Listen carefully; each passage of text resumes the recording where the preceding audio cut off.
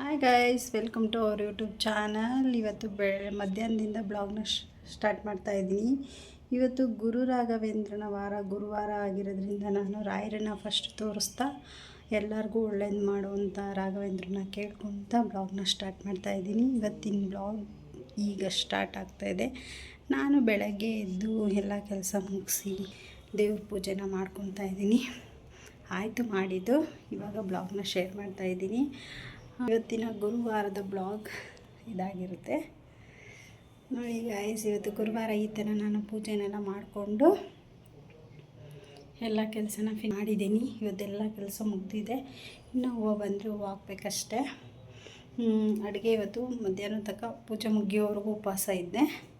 ಈಗ ಏನಾದರೂ ಮಾಡ್ಕೋಬೇಕು. ಇಲ್ಲ ಅಮ್ಮ ಅಲ್ಲಿ ದೋಸೆ ಮಾಡ್ತೀನಿ ಅಂತ ಹೇಳಿದರು, ಮಾಡಿ ಅಲ್ಲೇ ಹೋಗಿ ದೋಸೆ ತಿನ್ನಿಟ್ಕೊತೀನಿ. ಎಷ್ಟು ಚೆಂದ ಇದೆ ಅಲ್ಲ ನಮ್ಮ ರಾಘವೇಂದ್ರ ಸ್ವಾಮಿ ಫೋಟೋ. ನನಗಂತೂ ಅದನ್ನು ನೋಡ್ತಾ ಇದ್ದರೆ ಭಕ್ತಿ ತುಂಬಿ ಬರ್ತಾ ಇರುತ್ತೆ ರಾಘವೇಂದ್ರ ಸ್ವಾಮಿ ಫೋಟೋನ. ನಿಮಗೂ ಎಲ್ಲರಿಗೂ ಒಳ್ಳೇದು ಮಾಡಲಿ ಅಂತ ಕೇಳ್ಕೊತ ಬ್ಲಾಗ್ನ ಸ್ಟಾರ್ಟ್ ಮಾಡ್ತಾಯಿದ್ದೀನಿ. ಬನ್ನಿ ಫ್ರೆಂಡ್ಸ್, ಇವತ್ತಿನ ಬ್ಲಾಗ್ ಯಾವ ಥರ ಇರುತ್ತೆ ಅಂತ ನೋಡೋಣ.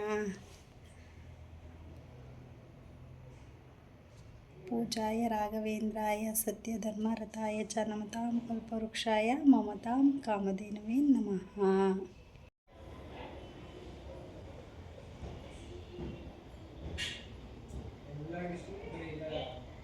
ಗೈಸ್, ನನಗೆ ಮುಂಚೆ ಗೊತ್ತಿರಲಿಲ್ಲ. ನನಗೆ ಈಗ ಅಷ್ಟೇ ಈಗ ಒಂದು ಸ್ವಲ್ಪ ದಿವಸದ ಮುಂಚೆ ಗೊತ್ತಾಯಿತು ನನಗೆ ರಾಘವೇಂದ್ರ ಸ್ವಾಮಿಗೆ ಇದು ಊದ್ಗಡ್ಡಿ ಕರ್ಪೂರ ಹಚ್ಚಲ್ಲ ಅಂತ ಅಂದ್ಬಿಟ್ಟು.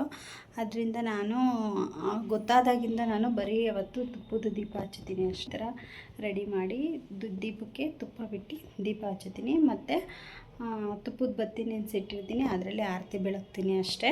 ಅಷ್ಟು ಬಿಟ್ಬಿಟ್ಟು ಊದ್ಗಡ್ಡಿ ಕರ್ಪೂರ ಇದೇನು ಬೆಳಗಲ್ಲ. ಇವತ್ತಿನ ಪೂಜೆ ಈ ಥರ ಇತ್ತು. ಪೂಜೆ ಮುಗಿಸ್ಕೊಂಡಿದ್ದೀನಿ. ಇವತ್ತು ನಾನು ಏನೇನೋ ಅಂದ್ಕೊಂಡಿದ್ದೀನಿ, ನೋಡೋಣ ಏನು ಮಾಡೋಕ್ಕಾಗುತ್ತೆ, ಏನು ಮಾಡ್ತೀನಿ ಅದನ್ನೆಲ್ಲ ನಿಮ್ಮ ಜೊತೆ ಶೇರ್ ಮಾಡ್ಕೊತೀನಿ.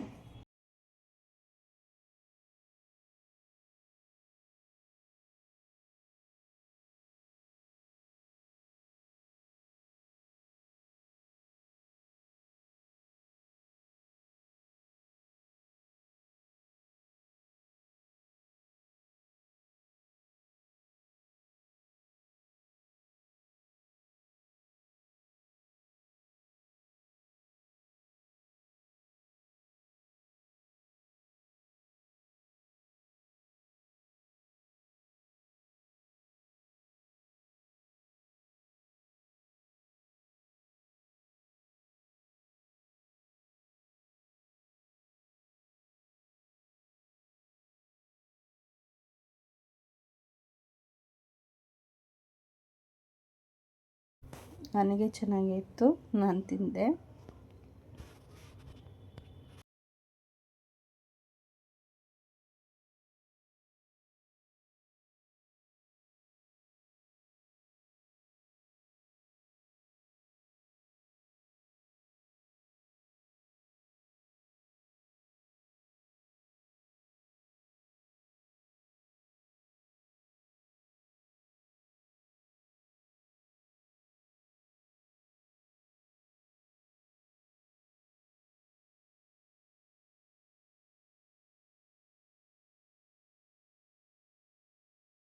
ಇದನ್ನು ಯೂಸ್ ಮಾಡ್ತೀವಿ ಅಂತಂದರೆ ನಾವು ನಮಗೆ ಆದಂಥ ಕೋಚಸ್ ಇರಬೇಕು. ನಾವು ಅವ್ರ ಹತ್ರ ಕೇಳಿ ಮಾಡಿ ತೊಗೋಬೇಕು. ಸುಮ್ಮನೆ ಎಲ್ಲೋ ಅಂದ್ರಲ್ಲಿ ತೊಗೊಳೋದಲ್ಲ. ಇದು ಯಾವುದೇ ರೀತಿ ಮೆಡಿಷನ್ ಅಲ್ಲ.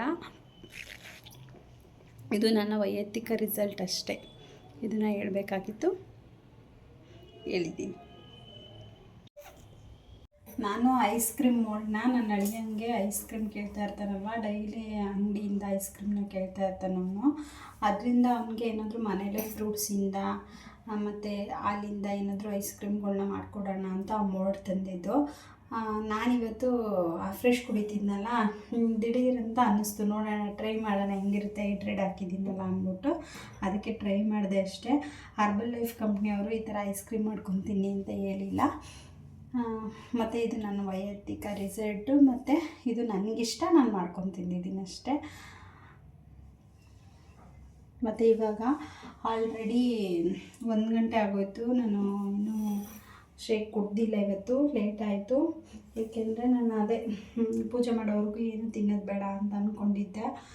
ಪೂಜೆ ಮುಗಿಯೋ ಅಷ್ಟರಲ್ಲೇ ಲೇಟ್ ಆಯಿತು. ಇನ್ನೇನು ಮಧ್ಯಾಹ್ನ 1 ಗಂಟೆ 1:30 ಅಷ್ಟೊತ್ತಿಗೆ ಹೆಂಗೂ ಊಟ ಮಾಡಬೇಕಲ್ಲ, ಆ ಟೈಮಿಗೆ ಕರೆಕ್ಟಾಗಿ ಶೇಕ್ ಮಾಡ್ಕೊಳ್ಳೋಣ ಅಂತ ಮಾಡಿಲ್ಲ. ಈಗ ಮಾಡ್ಕೊಂಡು ಕುಡಿತೀನಿ.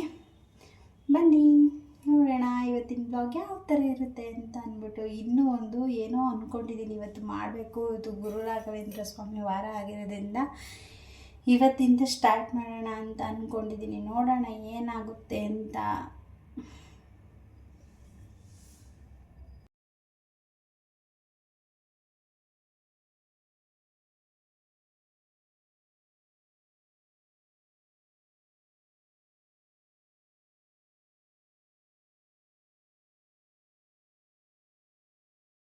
ಈಗ ನಾನು ನಮ್ಮ ಪಾಪುಗೋಸ್ಕರ ಮಾವಿನಹಣ್ಣಿಂದು ಐಸ್ ಕ್ರೀಮ್ ಮಾಡ್ತಾಯಿದ್ದೀನಿ. ಸಿಂಪಲಾಗಿ ಮಾಡ್ತಾಯಿದ್ದೀನಿ. ಅಂದರೆ ಅದಕ್ಕೆ ಯಾವುದೇ ರೀತಿ ಅಂಗಡಿ ಪದಾರ್ಥಗಳನ್ನ ಯೂಸ್ ಮಾಡ್ದಿರ ಮನೆಯಲ್ಲೇ ಏನಿದೆ ಅದನ್ನು ಹಾಕಿ ನಾನು ಐಸ್ ಕ್ರೀಮ್ನ ರೆಡಿ ಮಾಡ್ತಾಯಿದ್ದೀನಿ. ಬನ್ನಿ ಗೈಸ್ ಯಾವ ಥರ ಇರುತ್ತೆ ನೋಡೋಣ.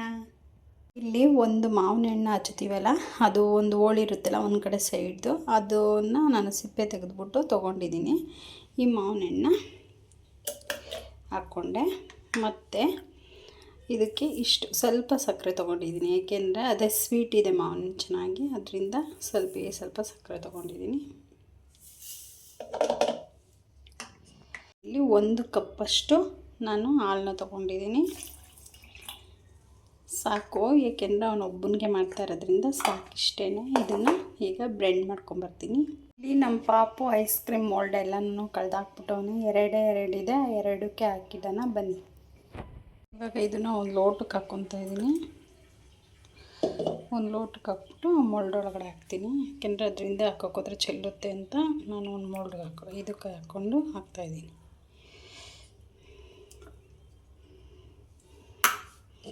ಈ ಮಾವಿನ ಹಣ್ಣು ಸೀಸನ್ನಲ್ಲೇ ನಾವು ಇದನ್ನೆಲ್ಲ ಮಾಡಿ ತಿಂದ್ಬಿಡ್ಬೇಕು.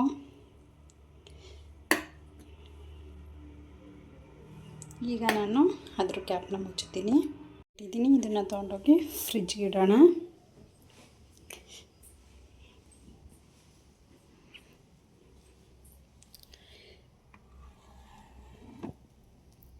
ಇಲ್ಲಿ ಫ್ರಿಜ್ಗೆ ಇಡ್ತಾ ಇದ್ದೀನಿ. ಈಗ ಟೈಮು 1:15 ಇದೆ. ನೋಡೋಣ, ಒಂದು 4 ಗಂಟೆ ಇಲ್ಲ ಅಂದರೆ ಒಂದು 5:30 ಹಂಗೆ ಓಪನ್ ಮಾಡ್ತೀನಿ. ನೋಡೋಣ ಯಾವ ಥರ ಬರುತ್ತೆ ಅಂತ. ಮುಂಚೆ ಆದರೆ ಎಲ್ಲ ಥರ ಹಣ್ಣುಗಳಲ್ಲೂ ನಾನು ಮಾಡ್ತಾಯಿದ್ದೆ. ಈ ಥರ ಮಾಡಿ ಏನಾದರೂ ಹೊಸದಾಗಿ ಟ್ರೈ ಮಾಡಿ ಮಾಡ್ತಾಯಿದ್ದೆ ಯಾವಾಗಲೂ. ಇದೊಂದೇ ಅಲ್ಲ, ಅಡುಗೆಗಳ್ನೂ ಅಷ್ಟೇ ವೆರೈಟಿ ಟ್ರೈ ಮಾಡ್ತಾಯಿದ್ದೆ.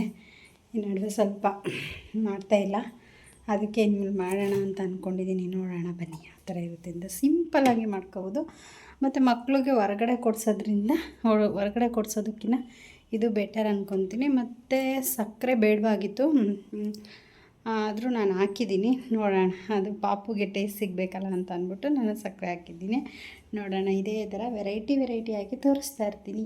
ಹೆಸರು ಪುಷ್ಪ, ಅವಳ ಹೆಸರು ಯೂಟ್ಯೂಬ್ ಚಾನಲ್ ಇಕ್ಕಿರೋದು. ಲಕ್ಷ್ಮೀ ಪ್ರಿಯಾನೇ ಅವಳ ಹೆಸರು. ಅವಳು ಓಪನ್ ಮಾಡ್ತೀನಿ ಇನ್ಸ್ಟಾಗ್ರಾಮ್ ಒಂದು ಅಮ್ಮ ಪುಟ್ಟಮ್ಮಂಟಿಗೆ ಏನಾಯ್ತಮ್ಮ? ಪುಟ್ಟಮ್ಮಂಟಿಗೆ ಸಾನೆ ಐತೆ, ಸಾನೆ. ಅದು ಸಾನೆ ಅಲ್ಲ ಕಣಮ್ಮ, ಸಹನೆ. ಗೈಸ್, ಹುಷಾರಿಲ್ದೇ ಇರೋ ನಮ್ಮ ಅಮ್ಮಂಗೆ ಏನು ಬೇಕು ಹೇಳ್ರಿ? ಏನು ಬೇಕಮ್ಮ? ನೋಡಿ ಗೈಸ್, ಹುಷಾರಿಲ್ದಾದ್ರು ಐಸ್ ಕ್ರೀಮ್ ತಿಂತಾರ.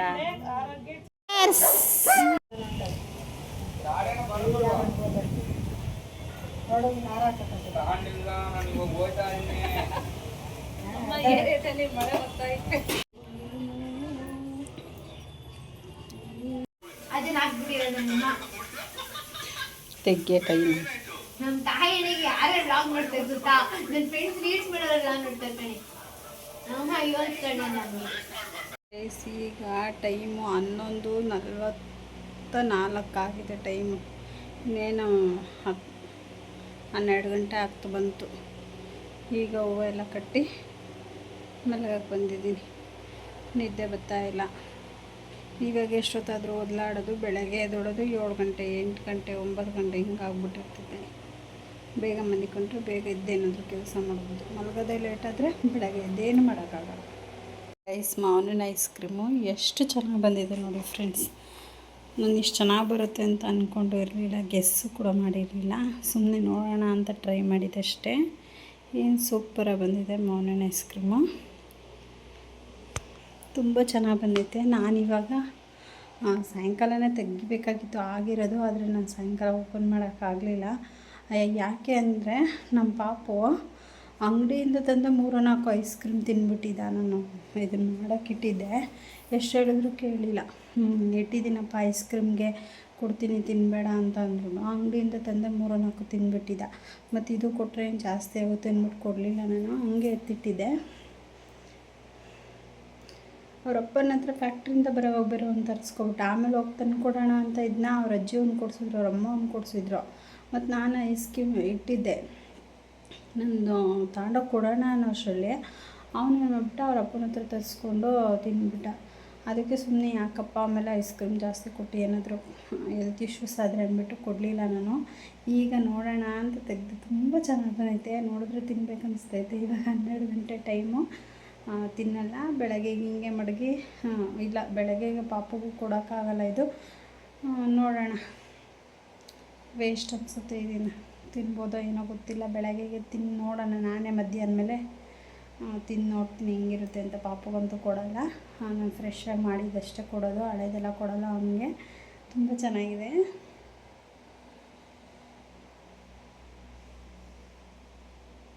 ಐಸ್ ಕ್ರೀಮ್ ಅಂತೂ ತುಂಬ ಚೆನ್ನಾಗೇ ಬಂದೈತೆ ನೋಡೋಕ್ಕೆ. ತಿನ್ನೋಕ್ಕೆ ಟೇಸ್ಟ್ ಹೆಂಗಿದೆ ಅಂತ ಗೊತ್ತಿಲ್ಲ, ನೋಡ್ತಾ ಇದ್ದರೆ ಮ್ಯಾಂಗೋ ಅಲ್ವಾ, ಬಾಯಿ ನೀರು ಬರ್ತಾಯಿದೆ. ಮತ್ತು ಯಾವುದೋ ಕೊಡೋದಕ್ಕಿಂತ ಮಕ್ಕಳಿಗೆ ಈ ಥರ ಮಾಡಿ ತಿನ್ಸೋದು ತುಂಬ ಚೆನ್ನಾಗಿರುತ್ತೆ ಅಂತ ಇದು. ಮತ್ತು ಇವತ್ತಿನ ಬ್ಲಾಗ್ನ ಇಲ್ಲಿಗೆ ಮುಗಿಸ್ತಾ ಇದ್ದೀನಿ. ನೆಕ್ಸ್ಟ್ ಬ್ಲಾಗಲ್ಲಿ ಸಿಗೋಣ. ಯಾರ್ಯಾರೆಲ್ಲ ಸಬ್ಸ್ಕ್ರೈಬ್ ಮಾಡ್ದಿರ ನೋಡ್ತಿದ್ದೀರಾ ದಯವಿಟ್ಟು ಸಬ್ಸ್ಕ್ರೈಬ್ ಮಾಡ್ಕೊಂಡು ನೋಡಿ ಅಂತ ಕೇಳ್ತೀನಿ. ಮತ್ತು ಇವತ್ತಿನ ಬ್ಲಾಗ್ನ ಮುಗಿಸ್ತಾ ಇದ್ದೀನಿ. ಇವತ್ತಿನ ಬ್ಲಾಗಲ್ಲಿ ಮತ್ತೆ ನಾವು ರಾಯರನ್ನು ತೋರಿಸ್ತಾ ಏನು ಮಾಡೋಣ.